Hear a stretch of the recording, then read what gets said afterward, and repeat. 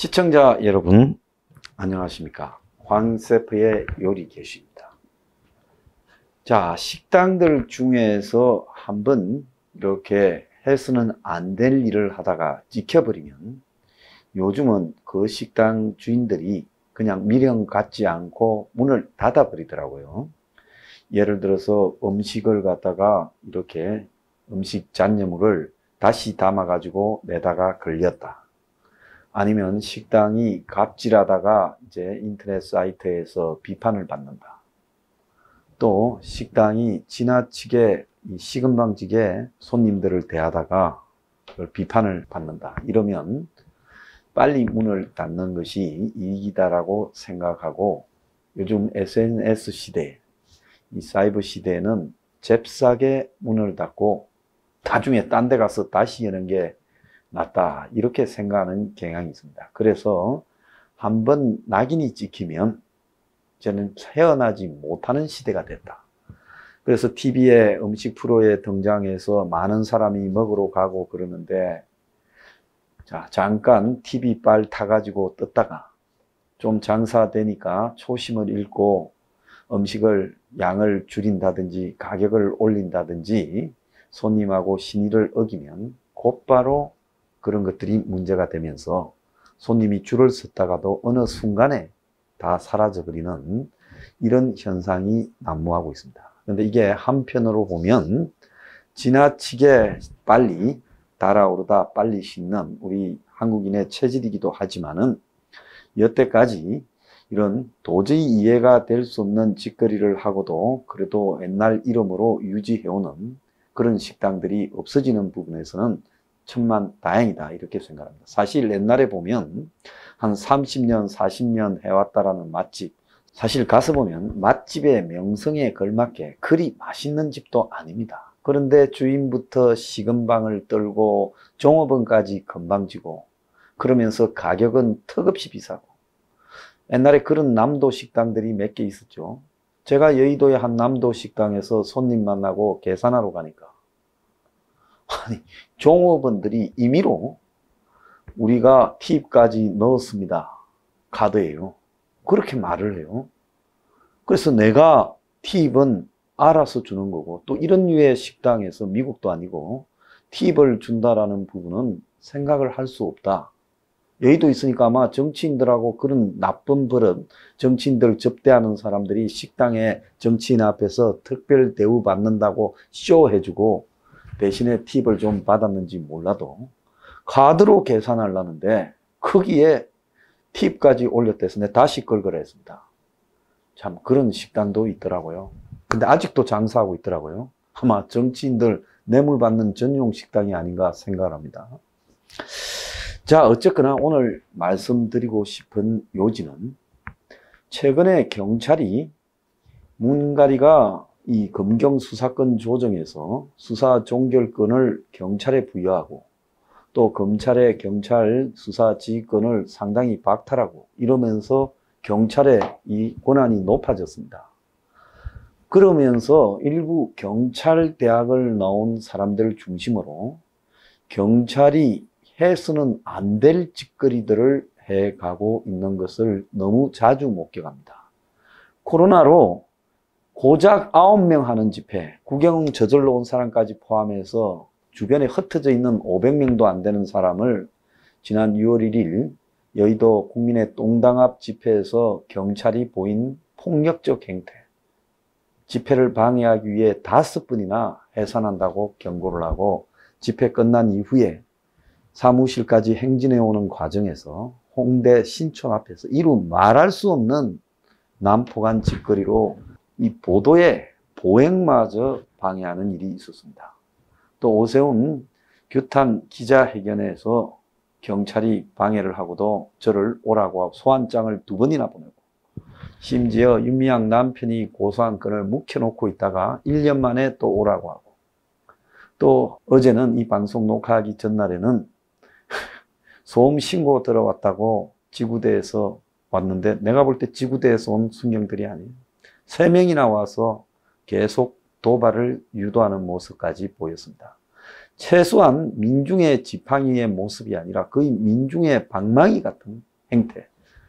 허리띠에 손을 떡 이리 꼽아가지고 시금방을 떨면서 아버지 버린 그날 집회하는 사람들에게 보인 행태들은 이루 말할 수 없는 경찰의 오만함과 폭력성을 상징하고 있었습니다. 자, 최근에 민노총이 8,000명 집회를 방치했습니다. 경찰이 해산해서 원천 봉쇄할 수도 있었죠. 명백히 위법이었는데요. 택배 노조에 4,000명 1박 2일 시도 방치했습니다.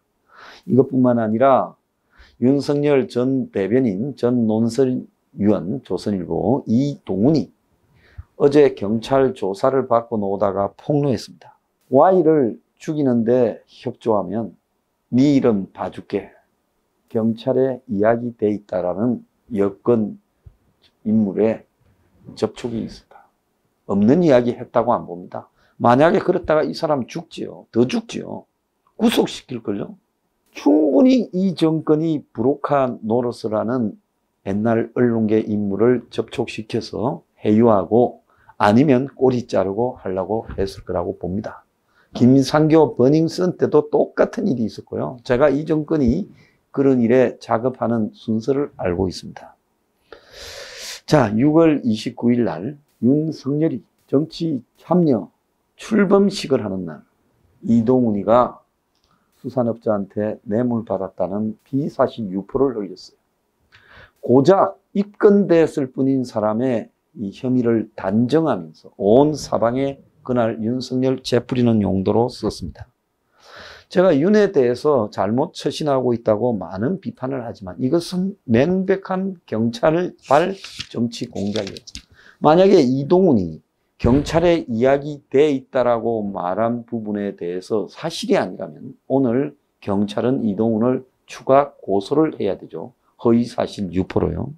그런데 그랬다는 이야기 듣지 못했습니다. 최근에 저한테 가해지고 있는 경찰의 희한한 형태들요. 이것도 경찰이 지금 간이 배 밖에 나와서 정권의 주구 역할을 하고 있다. 어제 제가 그 순경 3명한테 어린 제 아들뻘 되는 순경들한테 이야기했습니다.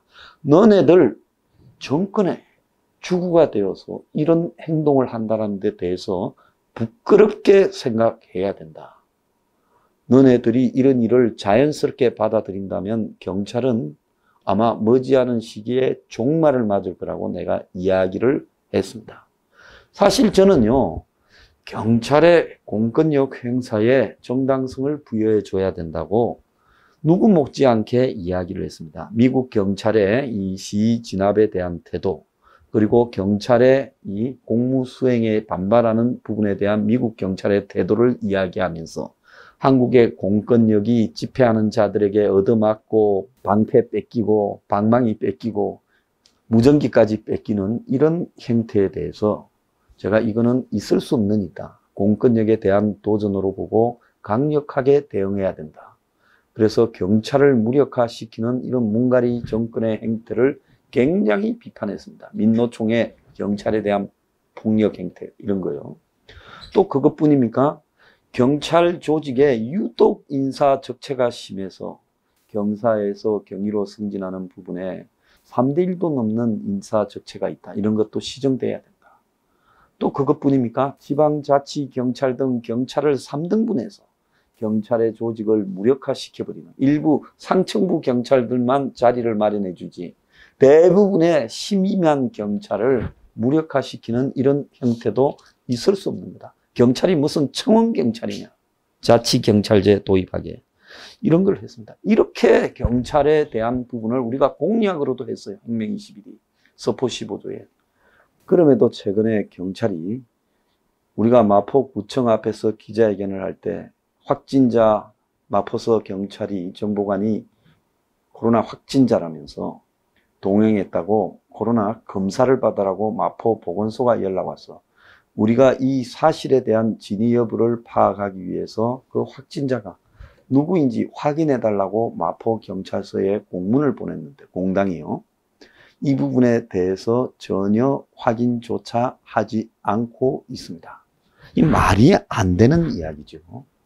그래서 결론적으로 저는 대한민국 경찰이 자유당 때 이승만 독재 권력의 주구 역할로 전락해 가고 있다.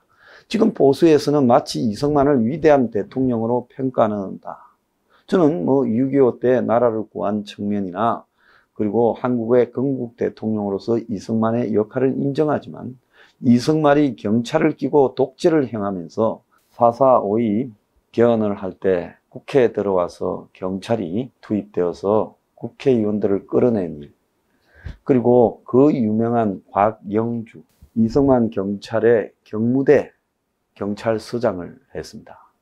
일제 군인으로 있다가 유명한 이천 출신인데 이천 출신의 깡패 이정재의 추천으로 수도 경찰에 들어가서 7년 만에 경위에서 경무관까지 승진을 했습니다. 초특급 승진을 했죠.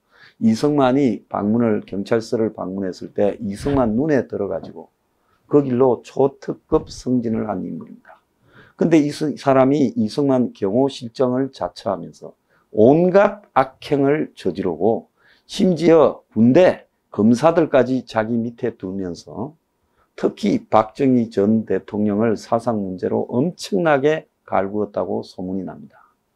그러면서 부정부패는 말할 것도 없고 4.19 혁명이 일어났을 때 거기에 총을 쏜 그리고 폭행을 했던 장본인이기도 했습니다.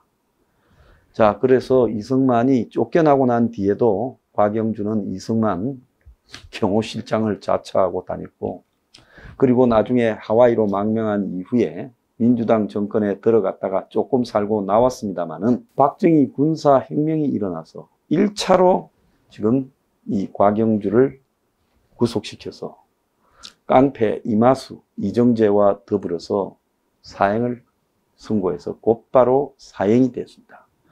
그래서 자유당 때는 검사가 부임해도 이게 사단장이 부임을 해도 근처 경찰서 가서 보고하면서 경찰의 꼬봉 역할을 수행했습니다. 거기에 쌓였던 군인들의 분노가 5.16 혁명에서 경찰 조직을 완전히 박살을 내고 경찰의 직위를 상대적으로 낮게 유지하면서 경찰이 한동안의 부패와 독재의 상징으로 남아 있었고, 제가 어릴 때도 자유당 경찰이라면서 사람들이 경찰을 비하하고 업신여기고 부패의 소굴로 이야기하는 것들이 남아 있었습니다.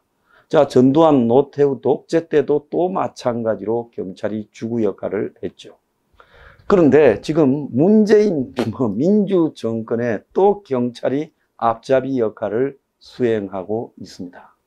자, 이런 경찰의 행태를 그대로 두다가는 대한민국이 제가 볼 때는 유지될 수가 없습니다. 이제 한계에 왔다고 보고요. 아마 다음에 정권이 바뀌게 되면 경찰 조직부터 가장 먼저 손을 보게 될 거고, 경찰은 이대로 소수 경찰대학 출신 몇 명의 성진야욕 때문에 경찰 조직 전체가 다 국민의 지탄을 받고 독재의 도구로 인정되게 될 거다. 저는 믿어 의심치 않습니다. 경찰 내부의 자정 노력과 반성이 필요한 시점입니다. 오늘의 디저트. 경찰이 문재인 정권에 친이되냐?